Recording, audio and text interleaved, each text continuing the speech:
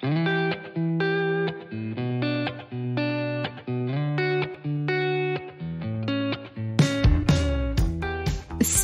je suis Sandra et je te souhaite la bienvenue sur le podcast qui va te donner envie de réaliser tes projets et même tes rêves les plus fous.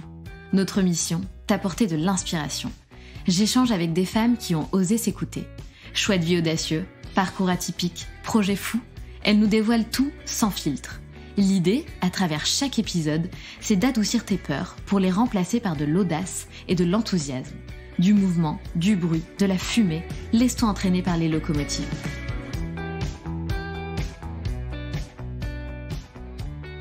Alicia a 26 ans et fait partie des candidats du meilleur pâtissier 2022.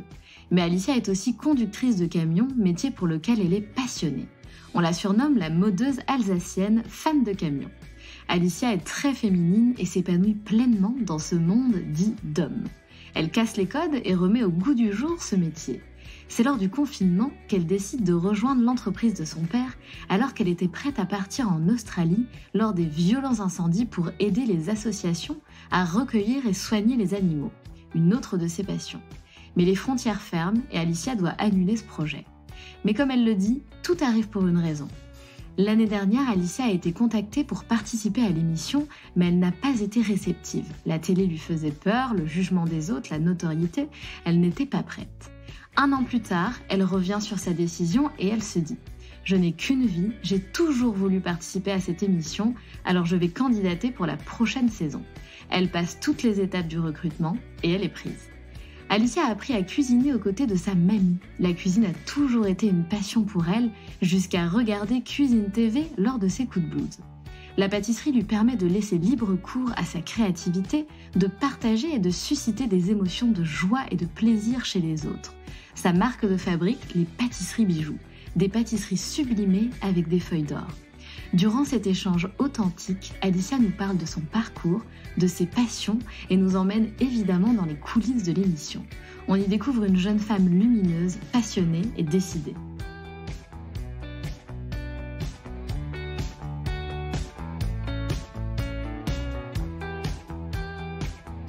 Bonjour Alicia.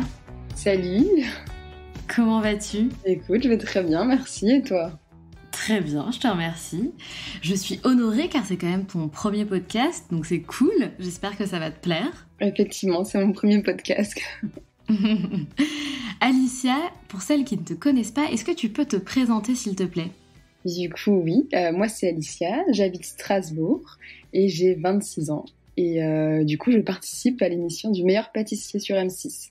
Pour la Yes, yes, c'est trop cool. Félicitations d'ailleurs pour ça, mais tu vas tout nous expliquer comment Bien ça sûr. se passe. Voilà, et je sais qu'il y a beaucoup de candidats, mais on va y venir. Dans un premier temps, Alicia, ce qui serait cool, c'est vraiment d'apprendre à te connaître. Qui est Alicia ? Donc tu es jeune, tu as 26 ans, mais qu'est-ce que tu faisais avant de faire le meilleur pâtissier ? C'était quoi ta vie avant ? Du coup, avant, ça l'est toujours finalement pour l'instant. Oui, c'est vrai, en plus.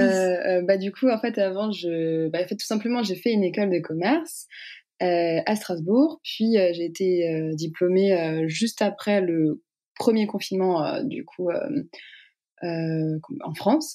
Et je devais normalement partir en Australie. Je devais partir en Australie pour bosser dans le marketing digital, communication. Et finalement, l'Australie, le pays a toujours été fermé et on n'a jamais pu vraiment y aller. En tout cas, moi, j'ai pas pu. Et il a fallu commencer à trouver du travail finalement. Et j'ai essayé de chercher à droite, à gauche dans mon domaine, mais j'ai un peu galéré à trouver. Je pense comme beaucoup de gens durant cette période de confinement. Oui. Et en fait, il s'avère que mon père a une entreprise de transport.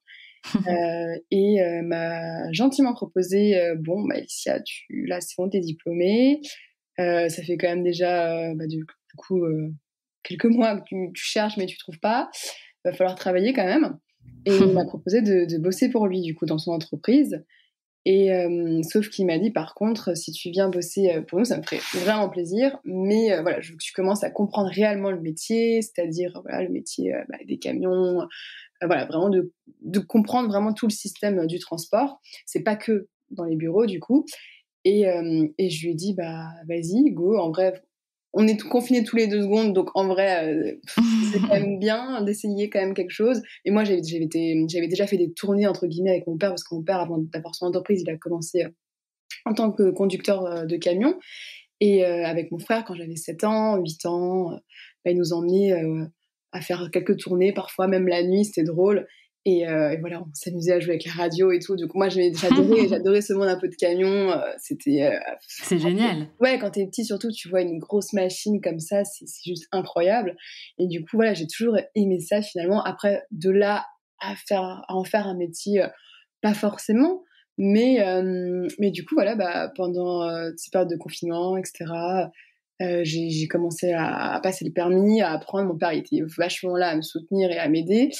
Et du coup, aujourd'hui, je conduis des camions, je fais des remplacements quand il y a besoin de, voilà, quand il y a des chauffeurs qui sont absents ou quand il y a juste un manque de personnel.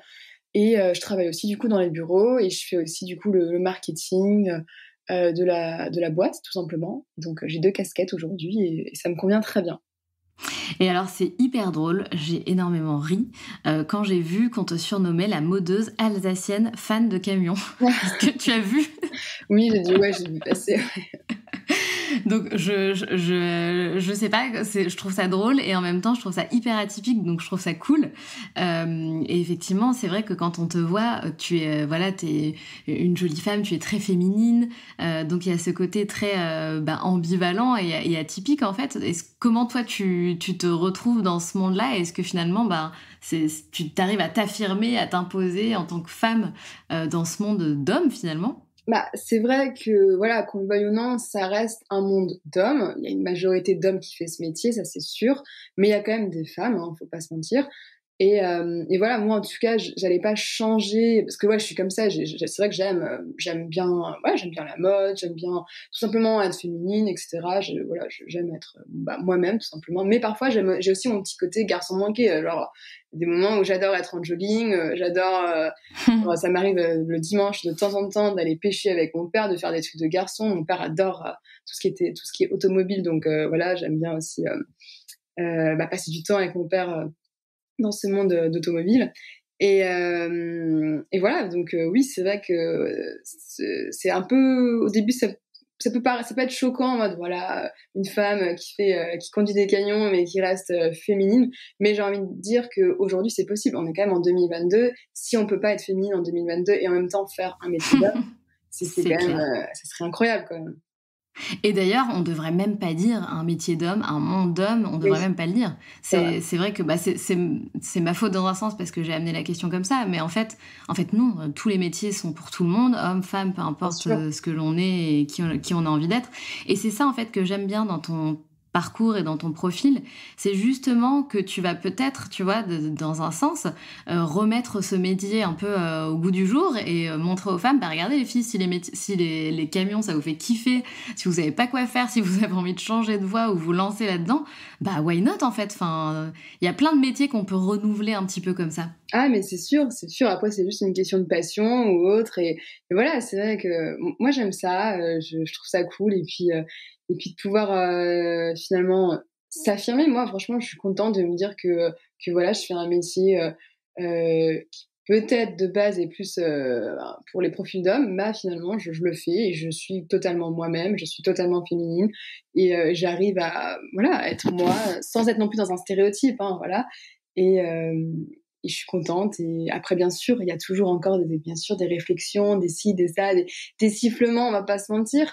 Mais même si quand je ne suis pas dans le camion, en fait, quand je me balade que ce soit à Strasbourg ou n'importe où, c'est encore, voilà, les sifflements, parce que je mets une jupe, parce que je mets une robe, et je reste quand même, je considère pas que je sois vulgaire, mais voilà, c'est encore,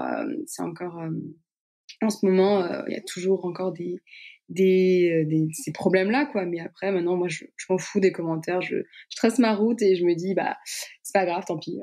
Il y a des gens qui sont un peu Ils comprennent pas, quoi. Ah ouais, non mais enfin ça c'est encore un autre sujet effectivement et quelle tristesse de voir qu'on en est encore là. Enfin bon, bref, c'est encore un autre sujet. Et ce qui est drôle, c'est quand même donc tu expliques que tu as passé ton permis camion. Donc c'est dingue, ça c'est quand même une expérience, non? Ça fait quoi de passer le permis camion? C'est flippant, ça se passe comment? On a l'impression qu'on va tout dégommer sur notre passage si on peut pas contrôler le camion. C'est vrai qu'au début, c'est un peu flippant. Je me suis dit, est-ce que je suis apte à faire ça et tout? Mais après, voilà, comme dit, mon père m'a quand même bien aidé, il m'a bien expliqué, même si c'est pas avec lui que j'ai passé voilà, c'est pas avec lui que j'ai passé tout le permis. Mais voilà, il m'a quand même bien entraîné en amont, dans le parking, etc., de l'entreprise. Et voilà, il m'a expliqué plein de choses. Donc finalement, au début, t'as un peu peur, mais en vrai, vraiment, sans prétention, on en est vraiment, mais tous capables, hein. Vraiment, si on aime conduire, bien entendu, des voitures, etc., d'une voiture à une camionnette à un camion, vraiment, c'est très, très faisable. Et, ouais, non, vraiment, je pense que j'ai pris la confiance maintenant à conduire des camions. Mais non, j'ai pas peur de dégommer quoi que ce soit aujourd'hui ou autre. Alors, bien sûr, il m'est déjà arrivé des petites anecdotes où je suis sur l'autoroute et j'avais l'impression d'avoir mal accroché la remorque du coup au camion. Et Oh non. j'appelle mon père et je fais papa, je crois que je vais faire un accident, c'est pas possible. Oh mon Dieu. Et bref, du coup, je me suis arrêtée et effectivement, ça aurait pu être dangereux. Ça aurait pu être dangereux. Et bon, c'était au tout début. Mais du coup, voilà, il n'y a pas eu d'accident, il n'y a rien eu. Et mon père a tout de suite intervenu. Et voilà. Mais à part ça, franchement, moi, je trouve ça génial. J'adore. Vraiment, j'adore. Parce que du coup, le canyon, t'es en hauteur. Et du coup, tu vois tout en hauteur. C'est trop drôle. Oui, c'est ce que tu disais, t'aimais bien justement avoir la vision du monde autrement en Ouais, fait. c'est ça. Autrement, en hauteur, je trouve ça. Finalement, je sais pas, tu vois tout différemment. Je sais pas, j'ai l'impression d'être. Même quand je suis dans la cabine du camion, j'ai l'impression d'être apaisée en fait. Je conduis et je suis. Voilà, je regarde la route, quoi, mais le paysage aussi, et je me sens apaisée. Et d'ailleurs, tu pars des fois pour plusieurs jours, tu fais toute la France, comment ça se Non, passe? alors nous, en fait, on fait juste la région Grand Est. Il y a pas de. C'est pas dans toute la France. Et moi, du coup, ça m'est déjà arrivé de dormir dans le camion, etc. Ouais. De faire du coup des tournées de nuit. Mais j'en ai pas fait non plus très souvent, j'en ai fait quelques-unes. Et c'est vrai que c'est très drôle parce qu'en fait, tu te gares du coup sur l'aire d'autoroute, dans un parking, etc. Et tu fermes tout, en fait, parce que du coup, il y a des genres de rideaux. Et t'as l'impression d'être dans une cabane, en fait. Et c'est exactement ça, parce que quand je jouais avec mon frère dans le camion, quand j'étais plus jeune, bah, c'était vraiment cette impression de cabane, c'est ce que j'ai adoré, parce qu'on a l'impression d'être dans une cabane géante. C'est ça, c'est exactement ça. Et c'est vrai que la couchette, donc au-dessus des sièges Ouais. conducteurs et passagers, moi, ça m'a toujours intriguée. Je me suis dit, ouais, ça doit être fou de dormir dans un camion, quoi. Ah ouais, c'est C'est... trop drôle. Moi, j'aime trop. Moi, je trouve ça vraiment. Je dormirais pas. Voilà, dans le sens où c'est vrai qu'à faire les personnes qui font les tournées de nuit. Donc, du coup, il y en a vraiment qui font ça tout le temps. C'est éreintant. C'est très, très fatigant parce que notre corps n'est pas habitué à rester éveillé tout le temps, toutes les nuits. Donc, c'est vrai que c'est très éreintant. Du coup, effectivement, moi, je fais beaucoup de tournées du coup la journée, mais pas forcément tout le temps la nuit. Mais c'est vrai que c'est une expérience incroyable à chaque fois la nuit. Moi, j'adore. Je trouve ça trop bien. Mais c'est pas moi qui fais ça le plus souvent. En tout cas, c'est hyper chouette, je trouve, de partager ça, cette passion, entre guillemets, avec ton papa. Je trouve que Ouais. c'est vraiment chouette. Il doit être hyper content. Bah oui, il est content, il est fier parce que du coup, j'ai aussi un grand frère, mais mon grand frère, lui, il est pas du tout intéressé par tout ça. C'est pas du tout, il a pas du tout envie de mettre les pieds dans l'entreprise. C'est pas son domaine, c'est pas son dada. Et je pense que du coup, il doit être encore plus content, mon père, que ça soit bah, du coup moi, une fille en plus. Et je trouve ça cool aussi de partager du coup une passion commune. Et puis c'est une entreprise familiale et c'est important, même si bien sûr, quand on travaille dans une entreprise familiale, il peut y avoir des petites tensions de temps en temps. Bien Mais bon, sûr. voilà, après. On se crêpe le chignon et c'est fini, 3 heures après, c'est bon, on est de nouveau, on s'adore de nouveau, mais c'est vrai que voilà, quand on est tout le temps collé dans l'entreprise avec ses parents et tout, c'est toujours un peu drôle, quoi. Mais ouais, je Évidemment. suis très contente et j'ai beaucoup de chance. En tout cas, tu casses les codes et ça fait du bien. Et je ne dirais pas que tu as de la chance, je dirais juste que tu as su juste faire tes propres choix, les assumer et tester quelque chose qui finalement te plaît. Là, c'est vrai, c'est vrai. Voilà, donc c'est tout à ton honneur. Je reviens sur tes plans qui étaient à la base de Ouais, partir en Australie et donc Covid, du coup, les ouais, frontières étaient fermées et tu m'avais expliqué, du coup, en off, que ce que tu voulais vraiment faire, c'était parce que tu as une autre passion, c'est oui, aussi les animaux et que tu voulais partir en Australie pour recueillir les animaux exactement, lorsqu'il y avait les gros feux en Australie. en Et Australie. du coup, c'est vraiment quelque chose que tu étais prête à faire? Oui, bah, en fait, alors j'étais pas dans une alors quand j'avais décidé ça, moi l'Australie ça m'a toujours, passionnée, et les animaux aussi. Donc les animaux pour moi c'est voilà, c'est mon dada, c'est important. Je suis quelqu'un qui est, qui ouais, j'ai des animaux, j'ai 2 chiens, 2 chats, dont un chien que j'ai recueilli, parce que, bah, il allait être abandonné et on l'a recueilli donc du coup, je l'aime encore plus. Mais voilà, c'est mon bébé. Mais ouais, pour moi, les animaux, c'est important et c'est une cause qui me tient à cœur, bah, parce que finalement, voilà, on détruit leur milieu, ils y peuvent rien de ce qui se passe et cetera et à chaque fois que je regarde des reportages ou autres, ça m'arrive souvent de regarder je sais pas, des National Geographic ou Arte ou des trucs comme ça et bah, à chaque fois, j'ai toujours la larme à l'œil, en fait. Je suis toujours, dégoûtée, je suis triste et je me dis: «C'est horrible, franchement, ce qu'on fait, l'humain, parfois, il peut être vraiment, mais dégueulasse, con, concrètement» et voilà et du coup, moi, j'avais envie, d'aller en Australie, voilà, c'était une période de feu, je voyais toute la flore et la faune, saccagée et des posts sur Facebook, de personnes parce que du coup, je suivais les Français en Australie qui avaient besoin, en fait, finalement de personnes pour aider parce qu'il y avait des kangourous, des koalas qui étaient, brûlés et il y en avait beaucoup trop et il fallait aider, il fallait essayer de passer du temps et cetera pour changer les pansements et cetera. Donc c'était vraiment, qu'on soit vétérinaire ou autre, fallait être, ils avaient besoin de manœuvres et je me suis dit: «Bah, vas-y, je vais y aller, c'est important pour moi» et en plus, c'est une période où j'étais pas bien, voilà, je venais de me faire quitter par mon ex-copain et j'avais besoin de me retrouver, de penser à moi et de faire des choses qui me tiennent finalement à cœur, de revenir, à la source et voilà, j'avais discuté avec beaucoup de gens, qui étaient du coup australiens et dont une personne qui comptait m'héberger contre du coup, mon aide et voilà, c'était tout bien organisé. J'avais mon billet d'avion, mais bon, le confinement est arrivé. Et ouais, c'est dommage parce que ça aurait pu être une expérience, incroyable. Enfin, c'est Bien sûr, ouais, ça aurait pu être une sacrée expérience, mais c'est pas grave. Je me dis que chaque chose arrive pour une bonne raison et voilà, c'est pas fait, mais du coup, il y a d'autres choses qui se sont faites et c'est quelque chose que je vais faire, prochainement, je pense, quand j'aurai un peu de temps. En tout cas, j'ai envie d'aller, que ce soit en Australie ou autre. Je veux dire, en France, il y a aussi des animaux, qui sont en souffrance, bien comme la sûr. SPA et cetera. Voilà, juste donner de ma personne et pour pouvoir aider, des animaux, pour moi, c'est important. Donc voilà, que je le fasse en France, en Australie, en Afrique ou n'importe où. En tout cas, je le ferai, et voilà, je me dis que toute chose arrive pour une bonne raison.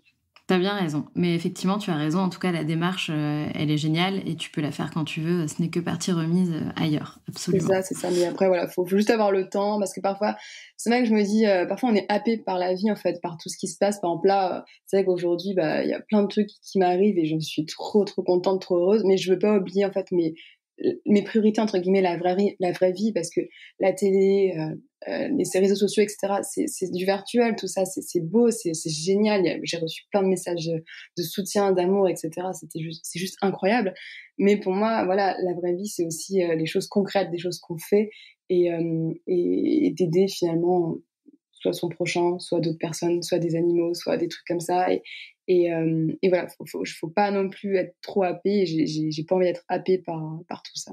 Ouais, t'as raison. Ça, c'est hyper important bah, comment dire? La télé-réalité, parce que c'est de la télé-réalité, ça fait Ouais, partie de notre vie aujourd'hui. Ça le fera de plus en plus. Et moi, je fais partie de ces personnes qui pensent pas que ce soit entièrement négatif. Alors après, mmh, ça dépend des émissions, voilà. bien sûr. Là, c'est une émission qui est quand même, bah, c'est intéressant, on apprend des choses, vous êtes vraiment compétent, en fait, vous êtes expert en quelque chose. Enfin, il y a vachement de positif dans ce type d'émission-là, je trouve. Et ce que je Mmh, trouve intéressant d'interviewer, c'est justement des personnes comme toi qui ont participé à ce genre d'émission qui ont vu du coup, tu sais, les abonnés qui s'abonnent à ton compte. Tu te vois un petit peu partout dans la presse. C'est un petit peu bizarre comme sensation Ouais. tu te dis qu'est-ce qui se passe, ma vie va changer, etc. Mais ce qui est important, c'est que tu tiennes ce discours, c'est-à-dire qu'il faut garder la tête sur les épaules, il faut se rappeler d'où on vient et de qui on est, parce que tout ça, ça peut être éphémère et en général ça l'est. Et du coup, il faut vraiment garder la tête sur les épaules. Et du coup, c'est important, je trouve ça super que tu le dises en Mmh. fait. Ah oui, non, mais clairement, clairement et du coup, ouais, c'est important pour moi et c'est important aussi de rester, les pieds sur terre, quoi, aussi et voilà, comme je te disais, pour moi, voilà, la vie, elle est courte, en fait, c'est ça et c'est la vie, elle est très courte et j'ai surtout remarqué aussi, finalement, le confinement a fait beaucoup réfléchir aussi, même si je suis jeune et cetera, justement, par exemple, c'est bête, mais le confinement, par exemple, pour mes parents, je trouve pas que ça les a dérangés. Bien sûr, toute cette situation, c'était pas agréable et cetera, mais pour eux, je veux dire, voilà, rester à la maison et cetera, voir pas grand monde, ça les a pas dérangés plus que ça parce qu'ils ont déjà leur vie, ils ont déjà tout ça, ils sont déjà ensemble et cetera.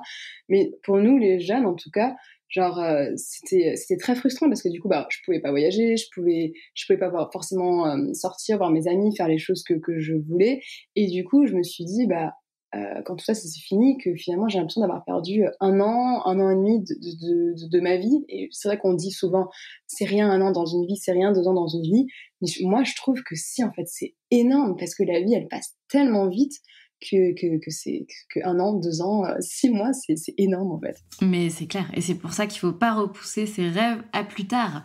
Et du coup, à quel moment, du coup, t'as déclenché, t'as mis en place ce fameux rêve? Parce que du coup, la première petite pierre que t'as posée, c'est, j'imagine, t'inscrire à l'émission. Alors, à quel moment tu t'es inscrite?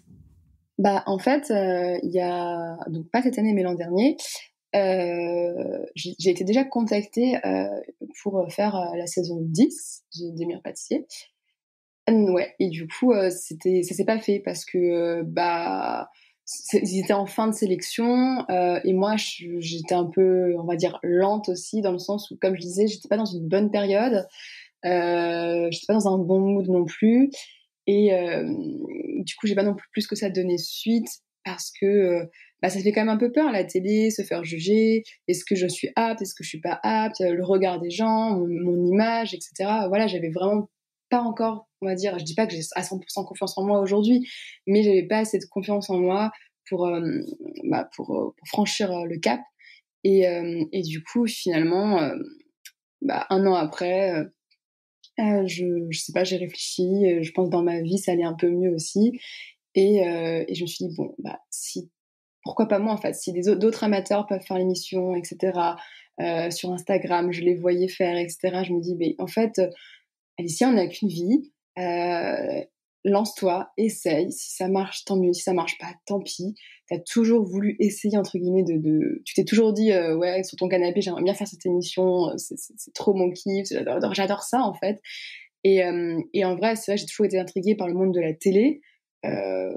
Oui, parce que c'est un monde qui parfois, on a l'impression que ça attire un petit peu. Moi, ça m'attirait un petit peu. Je me dis: «À quoi ça ressemble? C'est quoi finalement la télé? C'est quoi tout ça, en fait?» parce que je connais pas Bien sûr. et je me suis lancée. Je me suis du coup cette année inscrite et j'ai été sélectionnée et voilà. C'est drôle.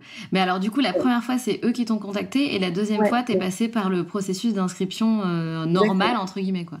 Ouais, la première fois, ouais, c'est eux qui m'ont contactée, ils m'ont via Instagram et parce que du coup, j'avais déjà posté des photos un petit peu, Oui, j'ai vu. De voilà, de pâtisserie. Ouais. pâtisserie et tout et bon, finalement, ça s'est pas fait et du coup, cette année, ouais, j'ai postulé via le processus, normal. Donc du coup, j'ai contacté, une casteuse parce que du coup, il y a plusieurs casteurs qui font cette émission et via Instagram, en fait, fallait que j'envoie des photos de pâtisserie, mon numéro de téléphone et cetera et c'est un processus long, en fait, ce casting, il est assez long. Donc du coup, on a eu d'abord un 1er échange téléphonique, puis après j'ai dû venir sur Paris, puis après j'ai dû faire ramener 2 pâtisseries différentes sur Paris. Puis après, il y avait un Ah, testing où tu es dans une vraie cuisine professionnelle et tu es jugé en fait par des chefs. Tu es jugé par ah l'associé de ouais. Simon Lignac, ouais, Ah ouais, purée, l'associé d'accord. de Simon Lignac qui est Benoît Couvrant. Et voilà, en fait, tu es dans les vraies conditions, comme un peu dans Le Meilleur Pâtissier finalement. Ils te donnent un thème, un timing et là, tu dois produire quelque chose. Et voilà. Donc à l'issue de toutes ces étapes qui sont des étapes longues, Parfois aussi un petit peu parce que moi je viens pas de Paris, donc tout se faisait à Paris. Donc moi je viens de Strasbourg, donc faut savoir aussi que c'est parfois voilà, c'est un budget parce que tout ça c'est toi qui le payes, hein, le billet de train, tout ça, ou billet d'avion, ça dépend d'où tu viens. Mais voilà, c'est un processus qui est un peu long, mais qui vaut le coup. Et c'était quoi ton thème à toi alors lors de cette étape? C'est-à-dire, Le thème de, tu sais, tu dis, il te donne un thème et tu dois faire une pâtisserie lors de. le thème de mon testing, c'était, Ouais. alors attends, je ne dis pas de bêtises. Ah oui, alors, voilà, il fallait faire, en fait, il y en avait 2 thèmes, du coup, il fallait faire moi, du coup, mon thème cette année, c'était, de revisiter la tarte aux pommes, Mhm. en 6 individuels et il fallait que je fasse une tarte ou un gâteau ou un entremets, qu'importe, mais il fallait qu'il y ait 4 textures différentes. Voilà, C'est c'était, les génial.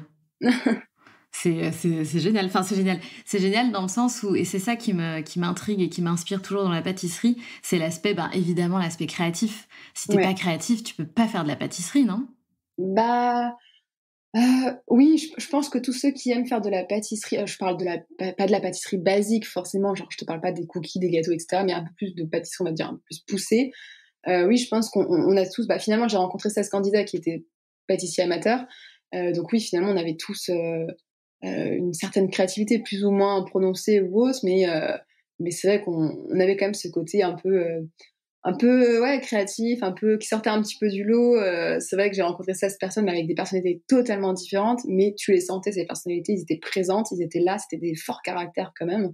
Je me suis même posé la question, ouais, est-ce que mon caractère, il est aussi fort et tout? Parce que j'ai un caractère certes, mais voilà, après, je suis pas quelqu'un qui va être non plus. Ça dépend, genre, en tout cas, quand je connais pas les gens, je vais pas forcément directement être extravagante ou autre. Je suis pas forcément extravagante en plus, mais je me suis dit, voilà, est-ce que je vais pas être noyée dans tous ces forts caractères? Donc voilà, mais bon, après, Bien sûr. tu Ça restes fait moi, en tout cas, peur. je voulais pas commencer à changer ou autre. J'ai été sélectionnée, ok, mais je voulais rester moi-même en fait. Je voulais pouvoir moi déjà me reconnaître à l'écran, que les gens qui me connaissent me reconnaissent aussi à l'écran, et j'allais pas commencer à, je sais pas, à m'inventer un truc ou pour faire du buzz ou autre parce que c'est pas moi, parce que j'aime pas déjà, je déteste mentir, c'est un truc que je supporte pas, les mensonges, et c'est pas moi, je voulais rester moi-même. Voilà, soit on m'aime, soit on m'aime pas, soit la production m'aime, soit la production m'aime pas, mais en tout cas, j'allais pas commencer à changer, et voilà. Et t'as tellement raison. Il vaut mieux être aligné avec ton comportement et l'attitude que tu vas C'est avoir ça, durant toute l'émission et être soi. Je pense que de toute façon, on finit toujours par être beaucoup plus heureux en étant soi-même. Donc, je exactement. pense que c'est la meilleure décision que tu aies prise.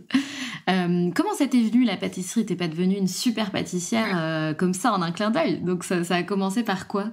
Alors la pâtisserie, en fait, c'est quand j'étais un peu plus jeune du coup, et je faisais un peu de gâteaux, un peu de grand-mère avec du coup ma mamie, et il s'avère que ma mamie, c'est une grande cuisinière, elle cuisine trop bien avec mon papy, ils font des plats incroyables, genre tu sais les plats de mamie quoi, les plats des grands-parents qu'on n'arrive pas à reproduire Ouais, parce que ouais, je sais pas, ouais. ils ont un truc, à chaque fois je leur dis: «Mais je veux la recette, je veux la recette, tu me donnes ton grimoire de recettes et tout, je veux que tu me le lègues», et voilà, du coup, je faisais un peu de cuisine salée et de cuisine sucrée avec ma grand-mère. Genre ma grand-mère, elle fait un riz au lait juste exceptionnel, hein. Hmm. Mais c'était plus de la pâtisserie de grand-mère, hein. J'ai jamais fait des gâteaux, de malade avec ma grand-mère. C'était vraiment des gâteaux, des cookies, des tartes de grand-mère et tout, et j'ai toujours aimé, en fait, la cuisine. J'ai toujours aimé, ce monde de la cuisine.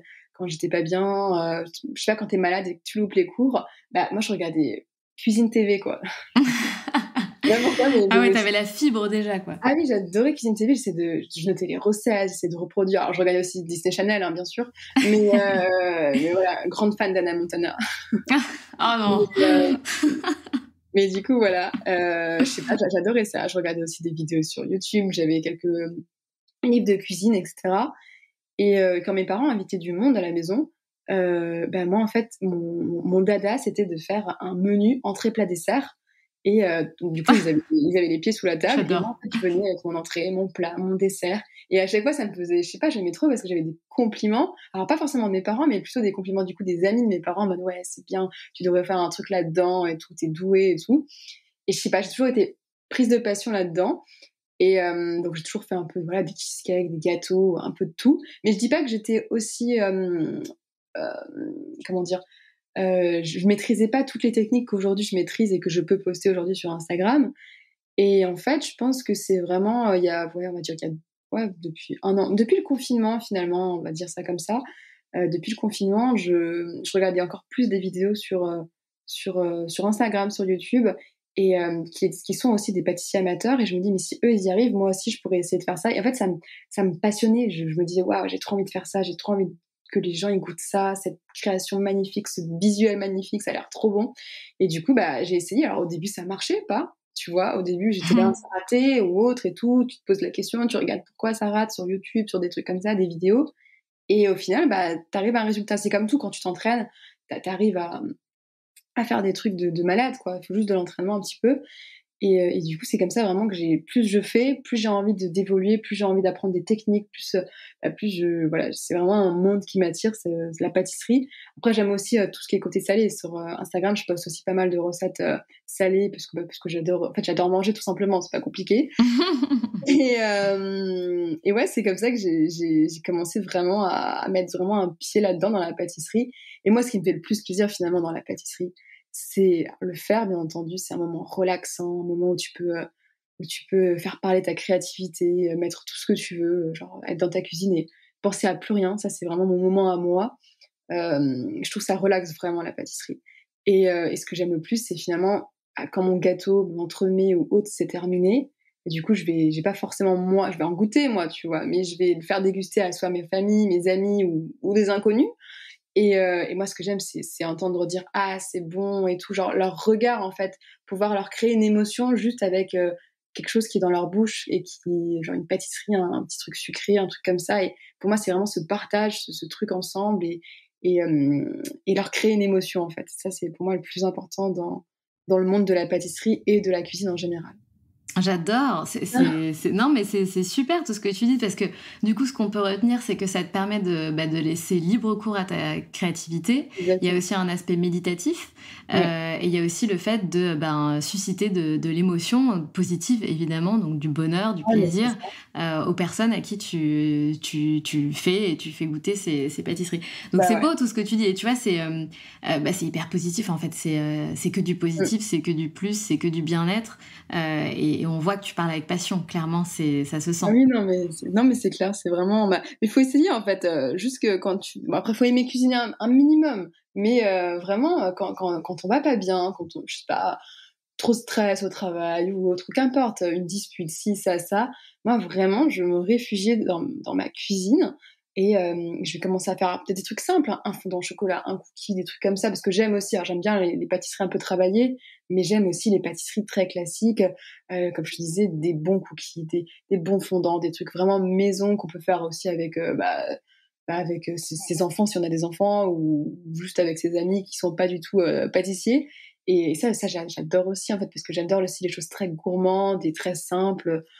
Mais comme j'aime aussi faire de la pâtisserie un peu bijou, ça c'est aussi mon Oui, dada. j'ai vu, c'est ta spécialité, entre guillemets, ta marque de fabrique. Ouais, c'est ce que j'aime en fait. J'aime les visuels un peu voilà, un peu bijou, un petit peu épuré, quelque chose que finalement tu te dis, bah ça je pourrais le vendre, ça je pourrais, un restaurant pourrait entre guillemets l'utiliser, le vendre. C'est pour ça que quand je vais au resto et tout, j'adore faire des petites comparaisons parce que effectivement, le fait que je fasse de la pâtisserie, je suis un peu plus critique du coup quand je vais au restaurant, Évidemment, etc. Parce que du coup, tu payes ton dessert, parfois assez cher et tout, et trop cher. Ouais. ah, en vrai, franchement, mais ça m'est déjà arrivé de me dire, bah, parfois, franchement, ça, je pourrais le faire, quoi. Je pourrais le faire, même mieux.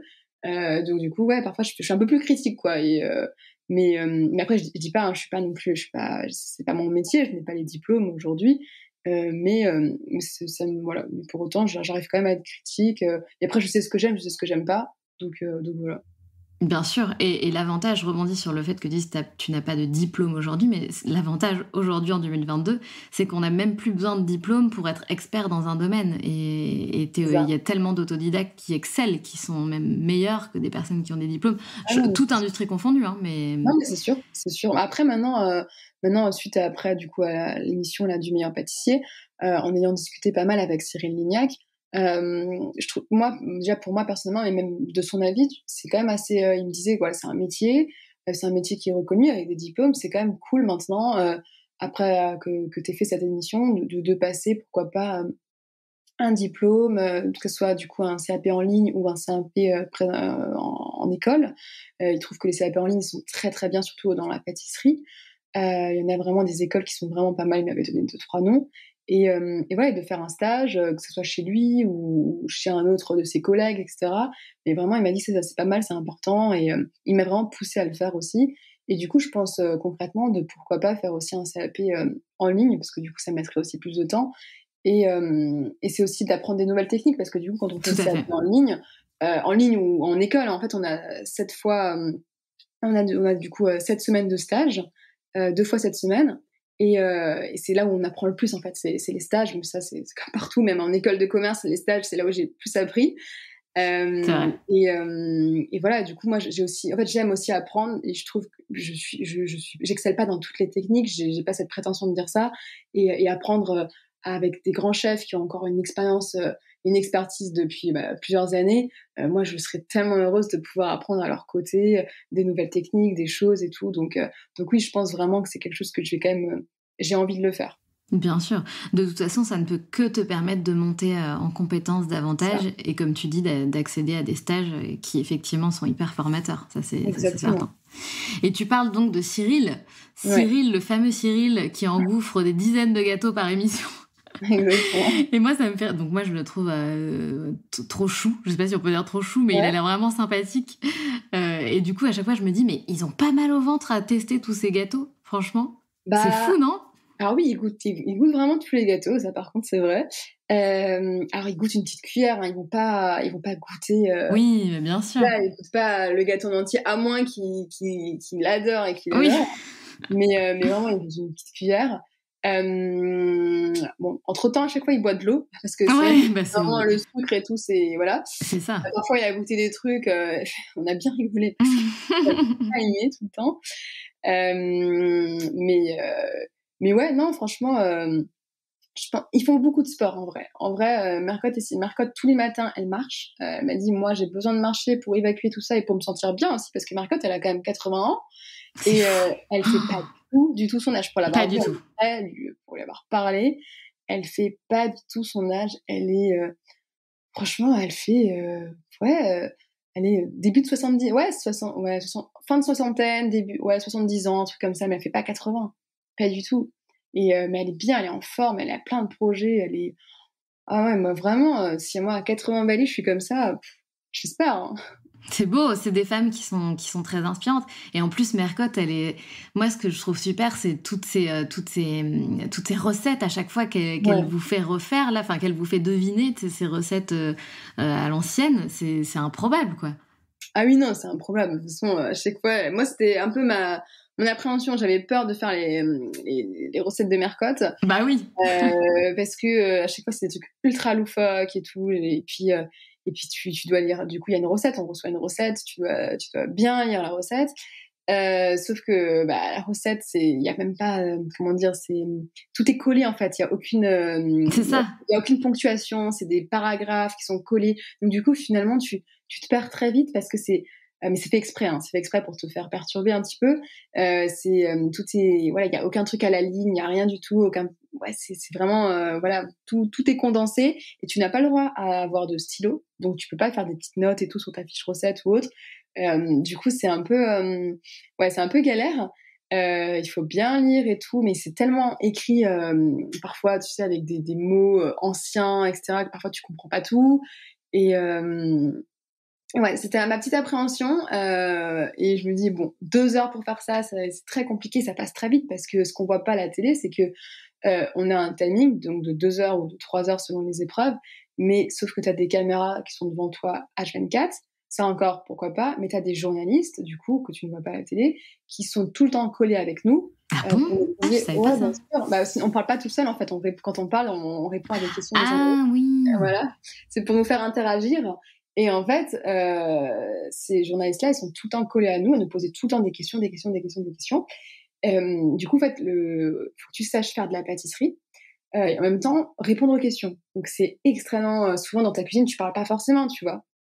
Donc ça te fait perdre du temps, le chronomètre il tourne et ça te fait perdre énormément, énormément de temps et parfois, tu sais, c'est pour la télé. Donc parfois quand tu as des, je sais pas, tu vas mettre ton gâteau au congélateur ou au frigo et cetera ou ton gâteau au four, bah, si le caméraman n'a pas eu la prise où tu mets ton gâteau au four et cetera, bah, il faut que tu le refasses. Ah! Sauf que Quel enfer! ouais, c'est ça, parce que toi, tu es dans la précipitation, donc tu vas pas tout le temps penser au caméraman, viens vite et tout, je mets ça au four, je mets ça au frigo et tout. Ben, du coup, tu dois le refaire. Le problème, c'est que bah, le temps, il tourne toujours, tu vois. Alors, tu le fais parce que voilà, il faut faire, Faut jouer le jeu, bah oui. faut jouer le jeu. Mais si tu joues pas le jeu, bah, finalement, t'es pas à l'image, quoi. Bah oui. Il faut jouer le jeu. Mais du coup, tu perds énormément de temps. Donc, finalement, on va dire qu'une épreuve de 2 heures, si t'enlèves tout ça, c'est une épreuve de 1h40, quoi. T'as déjà limite 20 minutes perdues par rapport à tout ça. Mais c'est Donc, ouais, clair, ça te déconcentre en fait. T'es tout le temps. ouais, ça me déconcentre. Le timer, bah, tu ne le vois pas en fait. C'est Marie Portolano qui nous dit il vous reste 10 minutes, il vous reste 20 minutes, il vous reste 1 heure. Mais toi, tu n'as pas le droit d'avoir de montre. Il n'y a pas de montre. En fait, il n'y a pas d'horloge. Il n'y a rien du tout. Donc finalement, tu n'as plus la notion du temps. Mais c'est hyper dur. En fait, c'est encore plus dur. Bah, déjà qu'on a la sensation que c'est dur, c'est Mm. encore plus dur en fait. Il faut être vraiment, vraiment apte. Enfin, apte, je sais pas si on peut dire apte, mais quand même quoi. Bah, c'est vrai que c'est un peu ouais comment dire c'est j'ai pas les mots là c'est un peu moi ça m'a un peu perturbée finalement de pas avoir la notion du temps parce que souvent soit t'as une montre soit t'as un chronomètre soit t'as un timer t'as quelque chose mais de pas avoir la notion du temps bah ça c'est très très perturbant. Et est-ce que ça t'a plu? Enfin, j'imagine que tu vas dire oui, mais est-ce que c'est une expérience où tu te dis waouh, ça fait partie d'une des expériences de ma vie, quoi, que j'oublierai jamais. Le Ah, fait, voilà, ça fait quoi de non, participer à ça en fait? ah, bien sûr, bah déjà pour moi en fait c'est un honneur. Déjà c'est un honneur dans le sens où il y a d'autres passionnés comme moi qui essayent depuis plusieurs saisons de participer à l'émission et qui n'ont toujours soit pas eu de réponse, soit ils n'ont pas été pris ou voilà. Donc de me dire que j'ai fait partie déjà de cette famille du meilleur pâtissier pour la saison 11, alors qu'il y a eu tellement et tellement de candidatures, plus de 10 000, 12 000, 15 000 candidatures, et de faire C'est partie énorme. finalement des 16 sélectionnés. Déjà, c'est un honneur, donc oui, bien sûr, je le referai 10 fois. Je le referai 10 fois, vraiment, c'est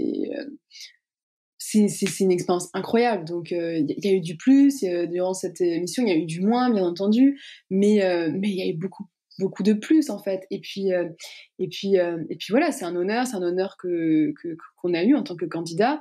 Donc bien sûr, moi, je le referai 10 fois. Si c'était à refaire, je serais heureuse. Peut-être que si c'était à refaire, je le ferais différemment, puisque maintenant, je connais un peu, du coup, les secrets des tournages, etc., etc., etc. Je connais un peu, du coup, comment ça se passe. Donc, bien sûr, quand tu le refais une deuxième fois, bah, tu es encore plus préparé, tu sais encore plus comment il faut le faire pour, pour faire quelques trucs différemment, parce que parfois, il y a des trucs que j'aurais fait un peu différemment, euh, mais, euh, mais après, voilà, comme dit, c'est des trucs, même quand je te dis des trucs différemment, c'est même des trucs, par exemple, tu sais, on vit H24 avec les autres candidats, et, voilà, par exemple, peut-être, c'est vrai qu'il y a des candidats qui sont partis très rapidement. Par exemple, là, dans cette l'émission de mercredi dernier, on était 16, il y en a déjà 2 qui ont été éliminés pour le premier tour, si tu veux. Bien sûr, par exemple, si c'était à refaire, j'aurais encore pris plus de temps pour parler avec eux. Tu vois, parfois, on loupe des moments, on pense qu'on a le temps, on a le temps, on a le temps. Bah, ça, par contre, tu vois, si c'était à refaire, je prendrais encore plus de temps pour parler avec eux parce qu'ils sont partis très rapidement, en fait. Ouais, bien sûr. Parce qu'en fait, c'est quoi? C'est filmé en. Vous êtes ensemble tout le temps? C'est pas. Vous devez pas revenir enfin, et repartir chez vous? Comment ça se passe en fait? Non, non, alors du coup, en fait, c'est 2 mois de tournage. Et la première semaine, on est ensemble, les 16 candidats, on était ensemble tout le temps. On dort à l'hôtel, donc du coup, on a chacun sa chambre. Mais du coup, c'est comme une grosse colonie de vacances, quoi. Du coup, on est ensemble. Ah, Et, et voilà, du coup, au début, on se rend compte, on se présente parce qu'on se connaît pas, en fait. On connaît pas tout le monde, quoi. On connaît juste notre nounou, parce que du coup, on a une nounou qui s'appelle ah bon? Audrey. Oui, oui, on a une nounou qui est là pour nous, qui fait, qui fait tout pour nous, entre guillemets. Ah bon? Ah oui, oui, par C'est exemple, drôle. bête, mais par exemple, je sais pas, en plein milieu d'un tournage, le matin, je mangeais pas forcément je sais pas, vu que c'est très, très éreintant, je commençais à faire des petites baisses de tension et tout, fallait que je mange et elle venait de m'apporter ma petite banane en pleine épreuve et tout. Ah, mais Et du c'est coup, ouf. parce qu'à chaque fois, elle me prenait des bananes, des pommes potes et tout, donc elle était là pour nous, en fait. Elle est adorable. C'est vraiment une nounou pour grande personne, mais c'est une nounou. Ah, mais c'est bien qu'ils prennent, enfin, comment dire, qu'il y ait une personne qui prenne soin de vous, qui Ah vérifie oui, l'état psychologique, physique. exactement. Ah oui, non, non, mais on est très bien encadrés. On a une nounou. Avant de faire l'émission, on a une psychologue aussi. On doit parler à la psychologue qui nous pose des questions pour savoir si on est apte à faire de la télé, à être médiatisé, voilà, tout simplement. Et donc oui, oui, ça on est très bien suivi, pardon. Mais aussi même après la diffusion ou pendant la diffusion, si on veut, on peut demander à la production d'M6 de revoir cette psychologue si on n'a, je sais pas, des problèmes ou si, qu'importe, si on a besoin de parler. Et voilà, elle est là pour nous, en fait. C'est bien, c'est Ouais, important. c'est important parce que je crois qu'avant, ils le faisaient pas, il y a quelques années, mais depuis, je sais plus, je crois depuis 1 an ou 2 maintenant, si je dis pas de bêtises, ils ont mis ça en place parce que je pense qu'ils ont compris qu'il y a des dérives et que la télé, ça peut rendre fou. Ouais, en fait, c'est ça, cette visibilité, notoriété éphémère que tu te prends en pleine face d'un coup et pam, après plus rien, quoi.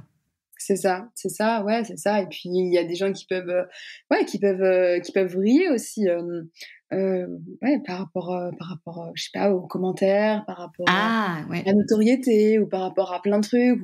Voilà, il y a il y a plein de choses. Je pense qu'il faut être bien entouré, il faut avoir les pieds sur terre et voilà. Moi, je sais que je suis très bien entourée et puis j'ai mes valeurs dans ma tête, donc je voilà, je sais que tout ça, ça ne peut pas me monter à la tête parce que je pense que surtout, c'est là où je me dis que chaque chose arrive pour une bonne raison. C'est que cette année où j'ai participé du coup au meilleur pâtissier, j'avais, on va dire, toutes les astres qui étaient bien alignés entre guillemets parce que voilà, j'ai été très bien entourée côté famille, côté amour, côté amis, côté tout ça et je pense que tout s'est bien aligné et du coup bah tout a été fait pour que je fasse finalement correctement les meilleurs pâtissiers, quoi. Bon, en tout cas, c'est très bien que tu sois consciente de tout ça. Est-ce que tu as une spécialité, toi? Est-ce qu'il y a une pâtisserie que tu adores vraiment réaliser? C'est quoi ton truc? Alors j'aime beaucoup réaliser des entremets. Donc des entremets à base d'une mousse, d'une ganache montée avec un insert, voilà. Bon, on peut faire plein de trucs avec des entremets, avec, un beau glaçage ou un petit flocage, mais je reste quand même dans les choses épurées. Ça j'adore vraiment. J'ai fait là dernièrement, un entremets, du coup, je sais pas si tu as vu passer, mais du coup il y a, lundi dernier, j'ai pu avoir la chance de rencontrer Norbert. Oui, Et on j'ai a fait vu. une vidéo ensemble et du coup, je lui ai fait, un entremets pistache fleur d'oranger et je crois que ça va devenir une petite spécialité là parce que, je l'ai refait là aussi durant le premier jour de diffusion et tout le monde a adoré. Donc ouais, ça c'est des goûts et tout que j'aime beaucoup. Puis après, j'aime aussi tout ce qui est tarte, donc des tartes individuelles ou des grands formats, qui sont vraiment travaillés, le travail à la poche à douille. J'adore travailler à la poche à douille et voilà, ça on va dire que c'est un peu, mes petites touches et bien sûr, j'adore mettre des feuilles d'or. Oui. Voilà, ça c'est vraiment, je trouve que ça termine en fait une pâtisserie. Alors je vais pas en mettre partout, mais je trouve que ça termine vraiment une pâtisserie, la petite touche de feuilles d'or ou même des fleurs comestibles. J'adore les fleurs comestibles, que ça soit en pâtisserie ou même, quand je fais, du salé comme, je sais pas, un risotto ou un truc comme ça, j'adore mettre un petit peu de fleurs comestibles parce que je trouve que ça habille vraiment l'assiette ou le dessert et du coup, c'est vraiment un truc, qui me plaît. Ouais, ça sublime davantage la réalisation, en fait. C'est vrai que ça donne quelque chose en plus, clairement. Exactement, ça sublime et c'est ce que j'aime en fait Donc voilà, et puis une spécialité, je sais pas. Franchement, c'est vrai que le truc qu'on me demande le plus souvent, c'est je fais un entremets, c'est un grand entremets cœur que je sépare en deux. C'est un double, comment dire, un double. Il y a un flocage et il y a un glaçage en fait, et entre du coup la moitié du cœur, il y a une ligne de feuilles d'or. Ça, c'est vrai qu'on me l'a souvent demandé. C'est vrai que je l'ai pas vu souvent passer ce dessert ou ce visuel sur les réseaux sociaux. Et c'est vraiment un truc que j'aime bien faire, le cœur. Je trouve ça cool et puis je trouve ça beau surtout. En tout cas, tu m'as donné hyper faim, hein, sachant que là, voilà, on est sur la pause déj, j'ai pas encore Ouais. mangé. Franchement, là, je vais défoncer mon frigo. Tout va bien. Bon, et question que je n'ai pas le droit de te poser, mais tu savais que j'allais te la poser parce que c'est drôle de la poser, parce que je sais que tu vas me dire je ne peux pas te le dire, mais j'ai quand même envie de te la poser. As-tu gagné? Eh bah, j'aimerais beaucoup te répondre, mais pour ça, il va falloir regarder C'est l'émission. ça. Mais en tout cas, sache que si j'ai gagné, tu seras la première avec qui je vais faire une petite dédicace pour mon livre. Ah, mais c'est trop cool! Parce que tu vas Et, sortir un livre? le gagnant sort un livre, oui, un livre de cuisine. Ah, mais c'est Et énorme. Bah, recette. tu sais, je le savais même pas. Ouais, bah du coup, c'est ce que gagne le gagnant du concours du meilleur pâtissier. Eh ben, c'est canon. Eh ben, écoute, clairement, je veux ton livre, absolument, si tu es la gagnante. En tout cas, je sais qu'il y a d'autres projets, enfin, un projet en particulier que tu aimerais peut-être un jour réaliser. Mhm. Tu parlais de peut-être ouvrir un salon de thé. Est-ce que c'est vraiment un truc qui te ferait kiffer?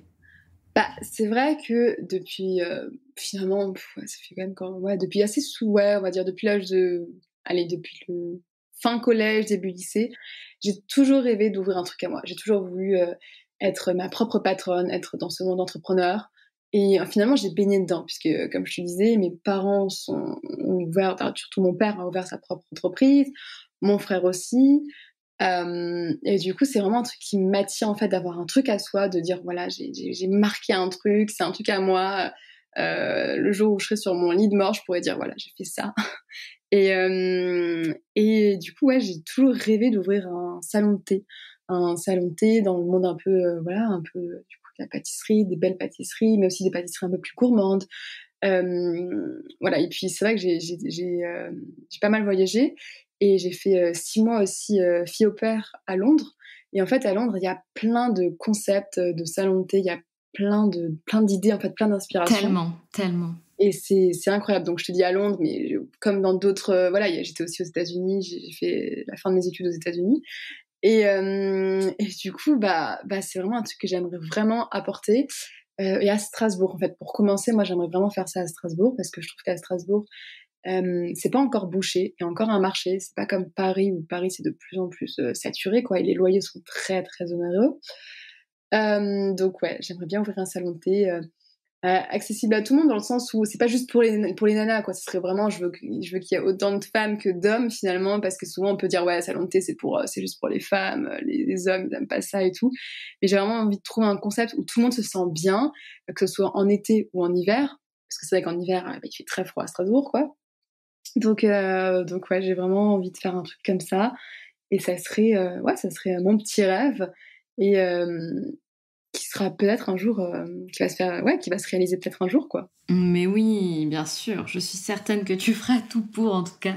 Ouais. Si ce projet reste, en tout cas, un de tes désirs, voilà, je suis certaine que tu feras tout pour. Et c'est bien que tu, comment dire, je voulais rebondir sur ton idée, tu sais, tu dis oui, c'est pas encore saturé, etc. Et en plus, je trouve qu'il y a de plus en plus de besoins, et comme tu dis, en dehors de la capitale, Ouais, parce qu'il y a de plus en plus d'auto-entrepreneurs, de digital nomades, etc. Et moi, je fais partie de ces personnes qui aiment justement trouver un lieu où il peut aller siroter un café, manger un bout et travailler toute la journée depuis son ordi portable. c'est ça. Et je trouve qu'il manque en fait de plus en plus ce genre de lieu où on peut aller bosser et se sentir bien, en fait, un espèce de lieu de vie. Et je trouve que finalement, il n'y en a pas beaucoup des lieux qui permettent de travailler et en même temps d'être dans un endroit canon, quoi.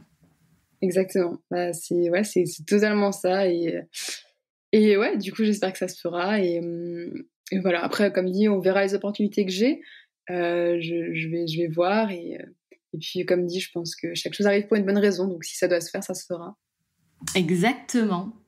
En tout cas, merci beaucoup, Alicia, pour ton temps, ton témoignage et pour tout ce que tu nous as raconté aujourd'hui. On a un petit rituel dans le podcast des locomotives, c'est que je pose toujours 2 questions à la fin de l'interview. Donc, la première, c'est est-ce que tu as une phrase, un mantra dans la vie que tu aimes particulièrement ?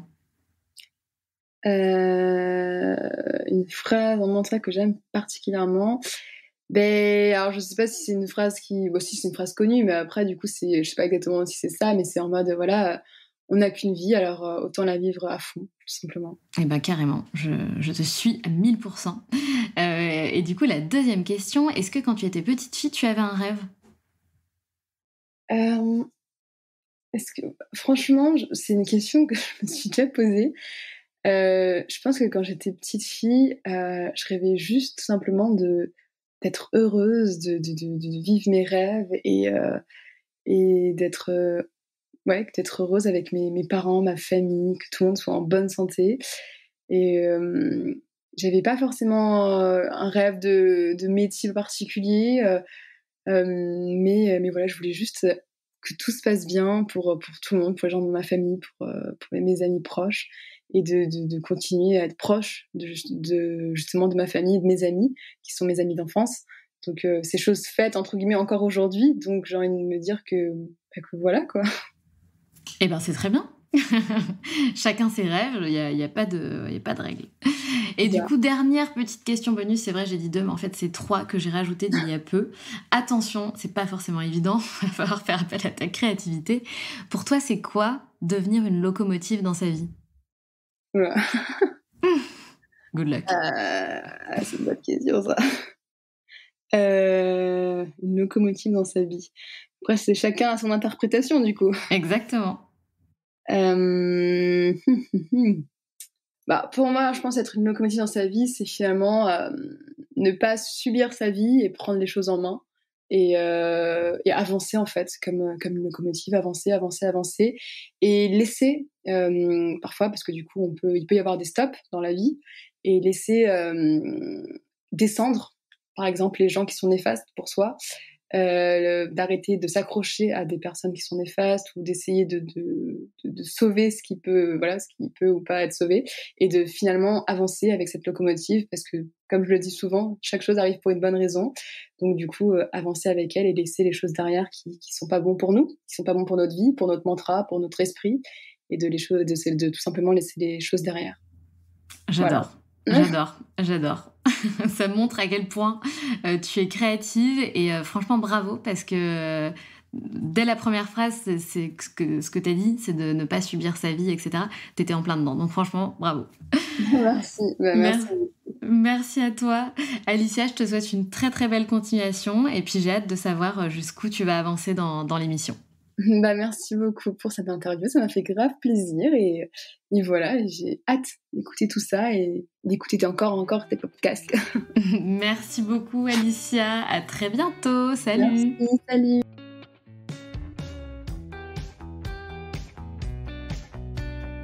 C'est la fin de cet épisode et j'espère qu'il t'a plu. Si tu as envie de laisser 5 étoiles sur Apple Podcast ou Spotify, surtout n'hésite pas. Merci pour ta fidélité et on se retrouve mardi prochain pour un nouvel épisode. Pense à rejoindre la communauté Les Locomotives sur Instagram pour toujours plus d'inspiration, de motivation et de good vibes.